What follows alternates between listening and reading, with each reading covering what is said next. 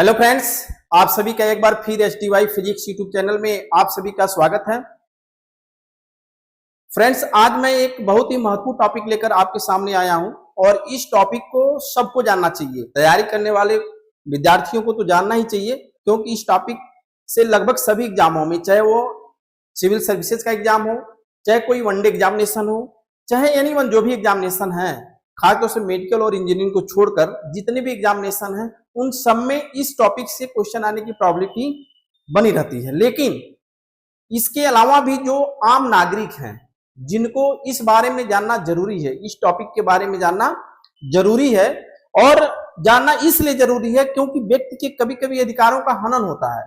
कभी कभी उसको पता ही नहीं चल पाता है कि हमारी किस अधिकार का हनन किसके द्वारा किया गया और हमें कौन सा उपाय करना चाहिए। अगर इस टॉपिक के बारे में, इस अधिकार के बारे में अगर आपको जानकारी है, तो आप कभी भी, जब भी आपके किसी अधिकार का हनन होता है और आप सही हैं, तो आप संविधान में दिए गए जो अधिकार हैं, संविधान में दिए गए जो ताकत है, जो संविधान ने आपको ताकत दिया है, उस ताकत का प्रयोग करके आप अपने अधिकारों का संरक्षण कर सकते हैं, अधिकारों की सुरक्षा कर सकते हैं, और उससे आप अपना विकास कर सकते हैं। अपने विकास से समाज का विकास कर सकते हैं, समाज के विकास से राष्ट्र का विकास होगा और उसमें आप मजबूत बनते चले जाएंगे। तो आइए, तो हम ऐसे टॉपिक की बात करते हैं। उस टॉपिक का नाम है मूल अधिकार।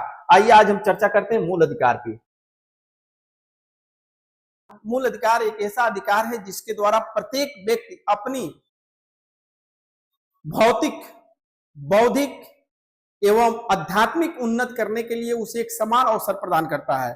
मूल अधिकार एक ऐसा अधिकार है जो प्रत्येक व्यक्ति के विकास के लिए उसे मिलना बेहद जरूरी है, और इसी मूल अधिकार के तहत व्यक्ति अपना विकास करता है, इसी मूल अधिकार के तहत व्यक्ति अपना संरक्षण प्रदान करता है, और इसी संविधान में दिए गए अधिकार के तहत प्रत्येक व्यक्ति समान है और एक एकता बनी होती है, राष्ट्र की उन्नति होती है और राष्ट्रहित सर्वोपरि होता है। मूल अधिकार को संभवतः इसको भारत का मैग्ना कार्टा भी कहा जाता है। मैग्ना कार्टा इसलिए कहा जाता है कि भारत के संविधान में मूल अधिकार इतने बड़े स्तर पर दिए गए, इतने विस्तृत रूप से दिए गए हैं, इतनी एक लंबी सूची के रूप में दिए गए हैं, जो विश्व के किसी भी देश के संविधान में ऐसे मूल अधिकार का वर्णन नहीं किया गया है। इसलिए इसे भारत के संविधान का मैग्ना कार्टा कहते हैं। चूंकि हालांकि भारत के संविधान में जो मूल अधिकार है वो अमेरिका के संविधान से लिया गया है, लेकिन फिर भी अमेरिका के संविधान में इतना विस्तृत सूची में मूल अधिकार का वर्णन नहीं है। तो आइए हम शुरू करते हैं कि मूल अधिकार में हमें क्या क्या जानना है। सबको जानना चाहिए कि मूल अधिकार क्या है, कैसे है, किस प्रकार का है, और हम इससे कैसे अपने आप को संरक्षित कर सकते हैं। प्रत्येक व्यक्ति को कौन कौन से अधिकार मिले हैं, ये जानना बेहद जरूरी है। तो आइए देखते हैं। दिया है मूल अधिकार, जो संविधान के भाग 3 में अनुच्छेद 12 से लेकर अनुच्छेद 35 तक। मूल अधिकार ये भी पूछता है किस भाग में, भाग 3 में अनुच्छेद 12 से लेकर 35 तक का जो पार्ट है, जो अनुच्छेद है, वह मूल अधिकार से संबंधित है। पार्ट 3 यानी भाग 3 में वास्तव में मूल अधिकार की शुरुआत अगर देखा जाए तो सबसे पहले 1931 के कांग्रेस के जो कराची अधिवेशन है, जिसकी अध्यक्षता कराची अधिवेशन में जिसकी अध्यक्षता सरदार वल्लभ भाई पटेल ने किया था। किसने किया था? सरदार वल्लभ भाई पटेल ने किया था। सरदार वल्लभ भाई पटेल की अध्यक्षता में यह आपका कांग्रेस का अधिवेशन हुआ था, और इसमें पहली बार मूल अधिकार का मांग की गई। और इसकी जो प्रारूप है वह जवाहरलाल नेहरू ने बनाया था, नहीं प्रस्तुत किया था। ठीक है। इसके बाद संविधान के भाग 3 को भारत का मैग्ना कार्टा कहा जाता है। मैग्ना कार्टा कहने का बस यही कारण है कि यह विश्व का सबसे लंबी सूची वाली मूल अधिकार प्रदान करता है, इसलिए इसको भारत का मैग्ना कार्टा कहा जाता है। तीसरा है मूल अधिकार अमेरिका के संविधान से लिया गया, अभी हमने डिस्कस किया ही है। मूल संविधान में एक चीज और है, देखिए, मूल संविधान जो है उसमें आपको 7 मूल अधिकार दिए गए थे, लेकिन उसमें एक अधिकार को 44वें संविधान संशोधन 1978 के तहत अनुच्छेद 31 में, इसमें था अनुच्छेद 31 में संपत्ति का अधिकार था।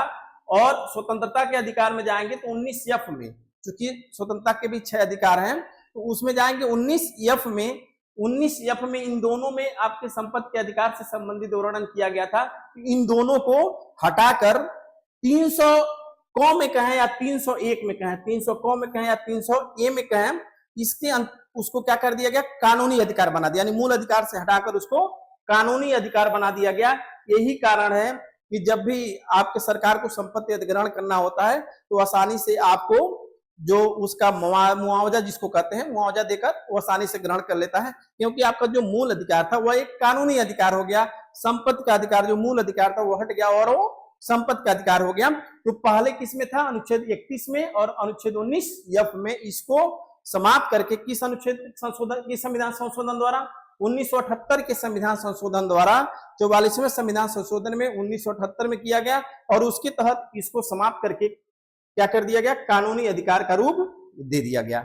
इसके बाद हम चलते हैं आगे, तो देखिए कितने 6 मूल अधिकार दिए हैं, क्योंकि 7 मूल अधिकार आपके मूल संविधान में थे, लेकिन वर्तमान में कितने संविधान अधिकार बचे, वो 6 है।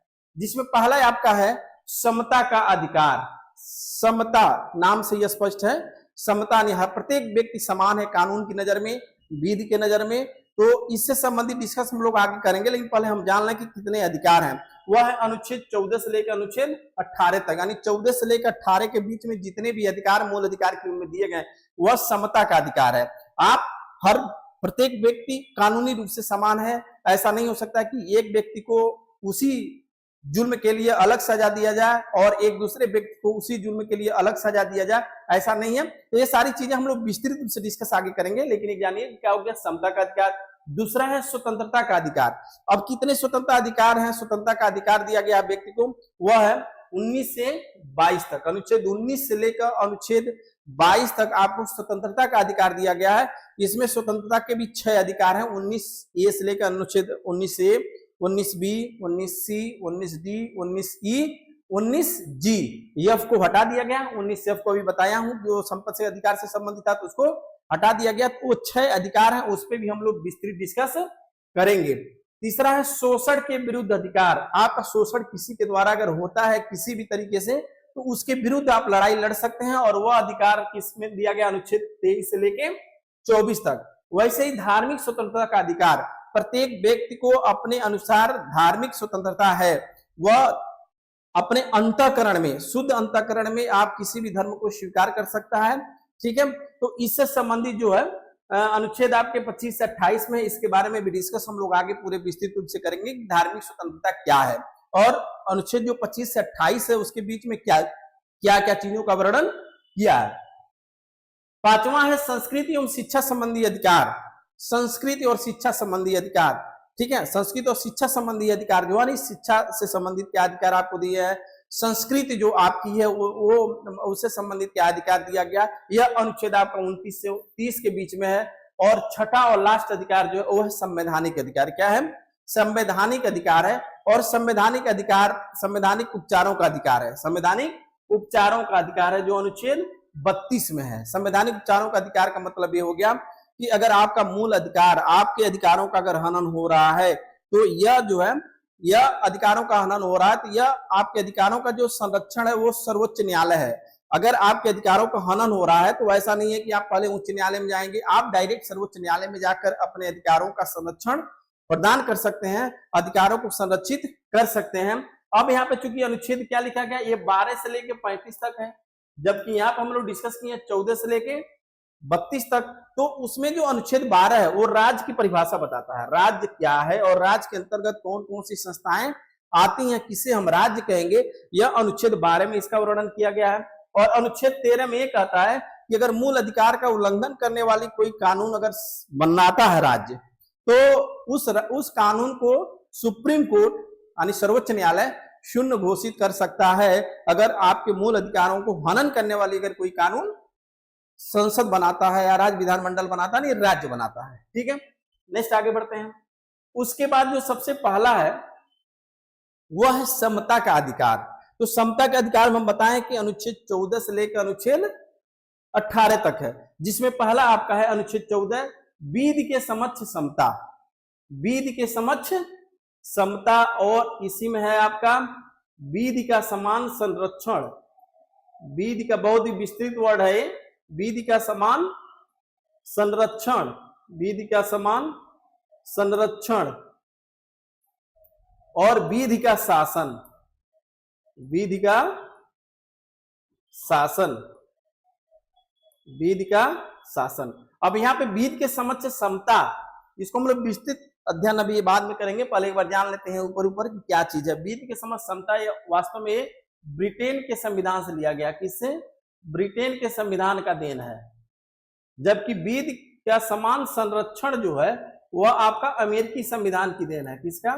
अमेरिकी संविधान का देन है। ये आपके पीसीएस में पूछा हुआ क्वेश्चन है। पीसीएस में पूछा हुआ क्वेश्चन है कि विधि के समान संरक्षण किस देश के संविधान की देन है, किस देश से लिया गया। तो विधि के समक्ष का संरक्षण, विधि का जो समान संरक्षण है वो अमेरिका से है, और विधि के समक्ष समता जो वह ब्रिटेन के संविधान की देन है। जबकि विधि का शासन यह भी आपके ब्रिटेन के संविधान से है। और इसके बारे में डाइसी का एक बहुत ही महत्वपूर्ण विचार है कि विधि का शासन जो है, विधि का जो शासन है यह किसी भी संविधान का शासन का क्या होता है? मूल तत्व होता है। शासन का मूल तत्व होता है। इस पे डाइसी का विचार है। बाकी हम आगे जब हम लोग इसको विस्तृत रूप से जब अध्ययन करेंगे तो वहां पे देखेंगे। वैसे दिया है कि अनुच्छेद 15, अनुच्छेद 15 धर्म के नाम पे, नस्ल के नाम पे, जाति के आधार पे, धर्म के नाम पे या जन्म स्थान के नाम पर आपसे कोई विभेद नहीं कर सकता। अगर आपसे विभेद करता है तो आप इसके खिलाफ कानूनी कार्रवाई या सर्वोच्च न्यायालय या न्यायालय में आप अपील दाखिल कर सकते हैं। ठीक है।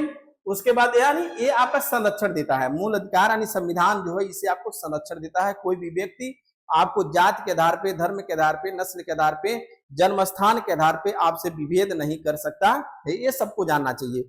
अनुच्छेद 16, अनुच्छेद 16 ये कहता है कि अगर कोई सरकारी नौकरी, मान लीजिए सरकारी अगर नौकरी कोई वैकेंसी निकलती है तो उसमें सबको समान अवसर दिया जाएगा। ऐसा नहीं है कि उसमें भिन्नता दिया जाए किसी को।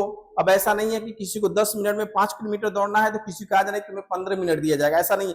सबको उसी नियम के तहत सबका चयन होना है। तो ये हो गया आपका लोक नियोजन के विषय में समान अवसर। लोक नियोजन के विषय में समान अवसर, सबको समान रूप से अवसर दिया जाएगा, किसी के साथ विभेद नहीं किया जाएगा। यह भारतीय संविधान के मूल अधिकार अनुच्छेद किसमें दिया गया? 16 में दिया गया।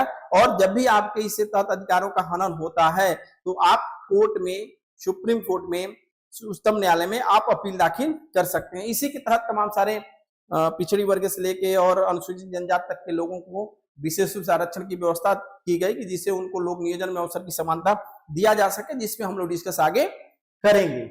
अनुच्छेद 17 जो है अस्पृश्यता का अंत, अस्पृश्यता का अंत यानी छुआछूत, एक तरह से कह सकते हैं सामान्य भाषा में छुआछूत का अंत। अनुच्छेद 17 के तहत आप अस्पृश्यता का अंत किया गया। इसके बारे में भी हम लोग विस्तृत अध्ययन करेंगे। उसके बाद है अनुच्छेद 18 उपाधियों का अंत। ऐसा नहीं है कि कोई विशेष व्यक्ति को एक विशेष अधिकार दे दिया गया, कोई विशेष अधिकार मिल जाए, ऐसा नहीं है। ये उपाधियों का अंत है। अनुच्छेद 18 के तहत हर व्यक्ति समान है।